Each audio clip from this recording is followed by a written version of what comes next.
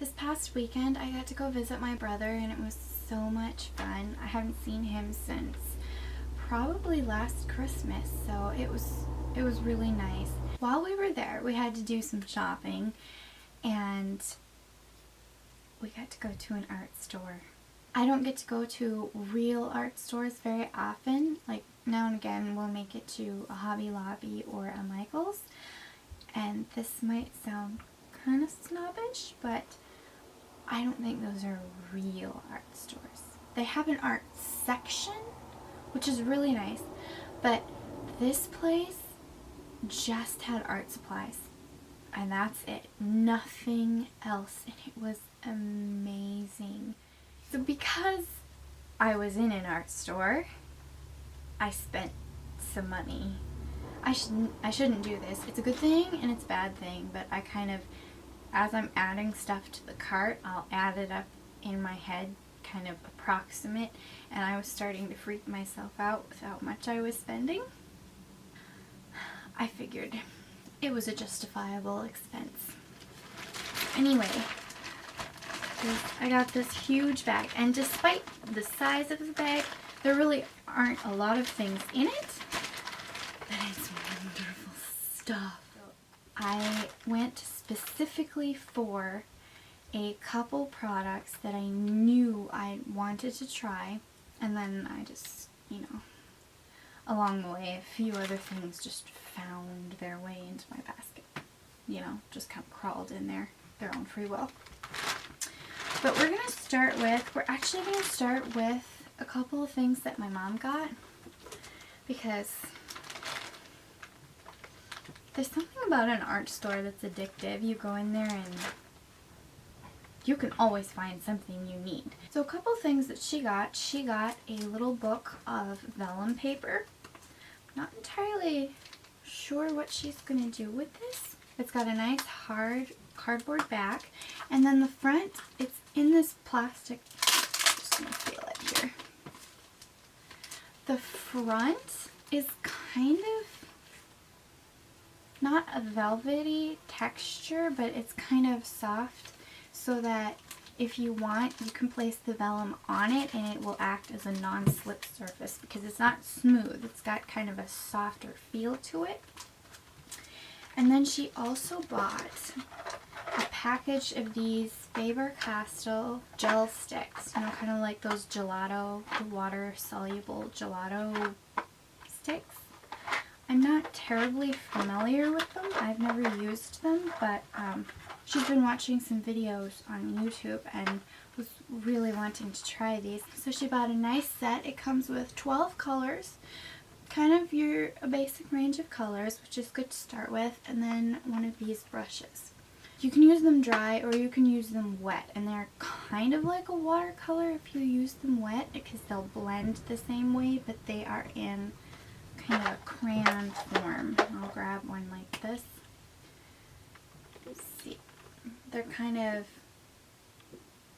a crayon, twist up crayon. So she's really excited about these, and I might just have to try, see if she'll let me play with them too.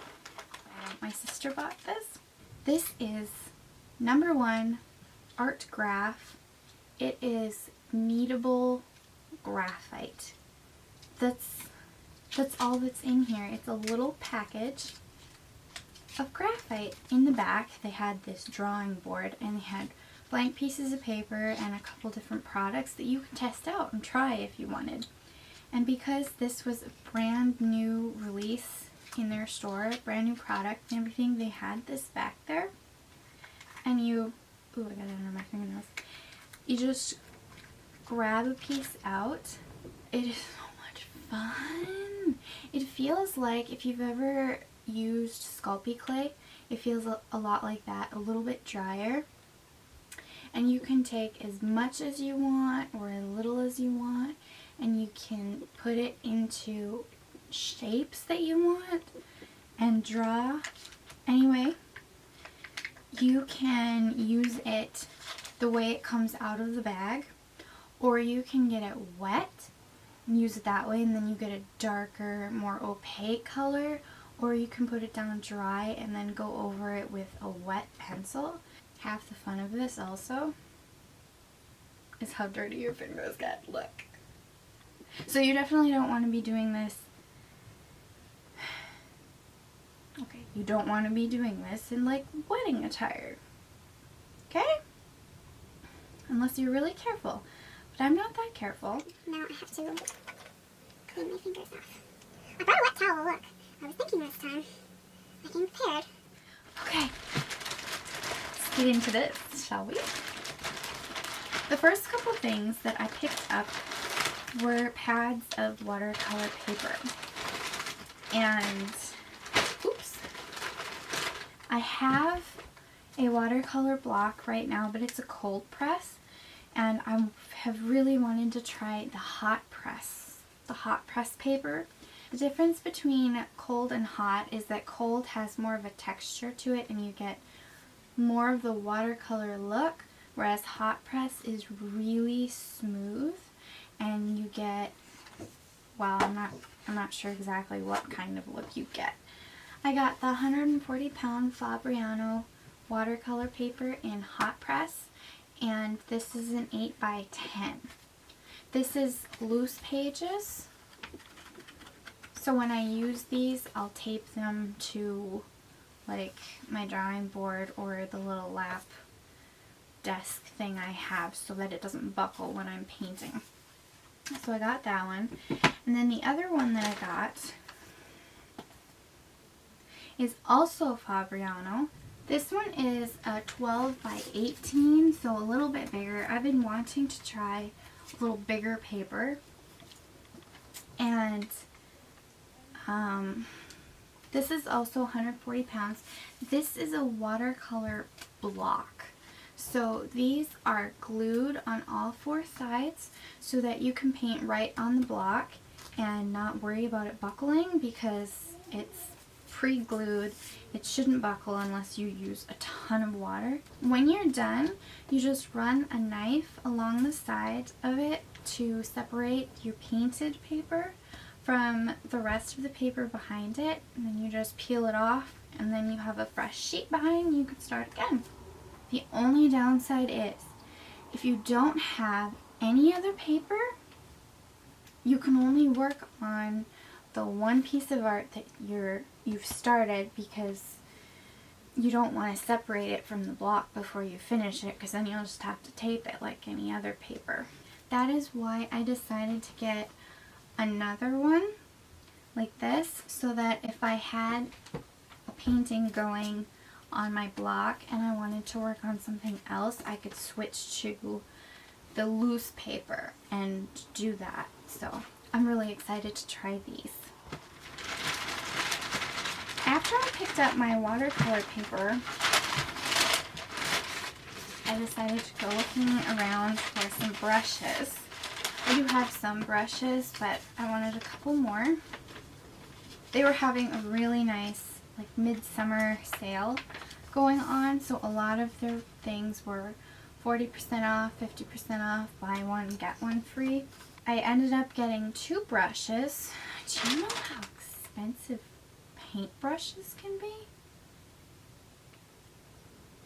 You don't want to know. I got a small, very small, kind of like a fine detail brush by Richson, and then I picked this one up. And you know how sometimes you just pick something up and oh, this is comfortable. This feels really nice, and this brush speaks to me. Sounds weird, I know, but that's kind of what happened with this brush. I picked it up and it's got a little bit of a shorter handle and a little bit chubbier, so it is actually quite comfortable to hold. And then it's a round brush. I don't know if you can see that, but it almost comes to a domed taper. Like, not all the bristles are the same length. Like, the shortest ones start here. It's kind of like they just trimmed it to come to a finer point. And this was at the end of a shopping trip. Kind of an impulse buy. It was after we had been at the back table playing with the graphite putty. I asked if they had any graphite pencils because I have one of those and I really liked it. And while I was looking at those, they come in pencil, stick form, the putty now, and then they had a little tin of water-soluble graphite. It's not the same as the putty because it's hard, but you can take it with you and all you need is a brush and some water. It's by Art Graph and I haven't even opened it yet. We've been home for a couple days and this is the first day I've actually been able to get into all of this stuff. So it comes in this adorable little tin. It's called watercolor graphite because that is basically what it is. It looks like a graphite pencil, but you can use it like a paint. So you have your little tin and then you open it up and there's the little disc of graphite in there. And it's hard, like regular graphite. And it looks like it's about as thick as the tin. So it'll take me a while to go through that whole thing. I think I'll do that this afternoon. I think I'll play with this one. Although I might play with the other thing, which we will get to right now. I've been wanting to expand and get some really good watercolors. So I was researching. And of course, me being me, with the taste I inherited from my mother, everything I wanted was really expensive. I'm serious, like seriously expensive. I looked at Winsor & Newton and I kind of looked into Daniel Smith, but there is this one that I heard about from an artist that I follow on Facebook. I love her paintings. And she said she used this paint. It is called the Schminke brand and they are made in Germany, which means that once they're imported to the US, they are super expensive. They run anywhere from $200 to like $500. Yeah, that really hurt. But of course, because I really liked them, the look of them, and I just found glowing reviews, I really, really wanted to try it. I got the custom palette from the wet paint store. Now, they sell the little individual half pans. Also, now and again, they will do custom palettes, 12 half pan colors in a little palette like this, and they're exclusive to the wet paint store. They're not exclusive colors, which means you can still get all these colors separately. They were doing a pre-order on their website, and then the day after we got to my brother's, I checked their website and it said, they're in stock! And I was so excited because I hadn't ordered yet, because I knew we were going to visit my brother, and I was so hoping that they would come out before we left so that we could go to the store and get one. And they did. This has a retail value of $200 in the US. This little box. The wet paint store was selling this for $63 and I couldn't find it. I couldn't find a 12 half pan set anywhere else for that amount of money. Open it and it's this adorable little tin, and it has a loop on the back so you can, so you can hold it. I don't know how to hold it, but so you can hold it. And then can't get it open. Okay. And then you open it up and it has these little wells up here that you can use for mixing colors. And then you flip it down And you can mix more colors down here. Look at the little colors. And then they have, whoa, I think that almost fell out. Oh, you can take it out. So I guess if you wanted to mix colors down here, you could.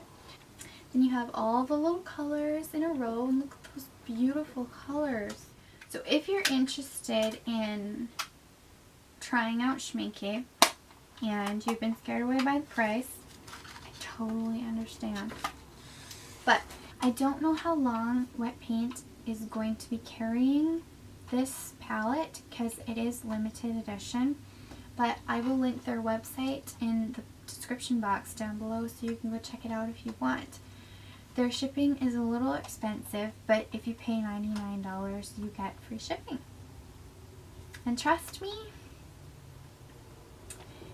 it is not hard to spend $100.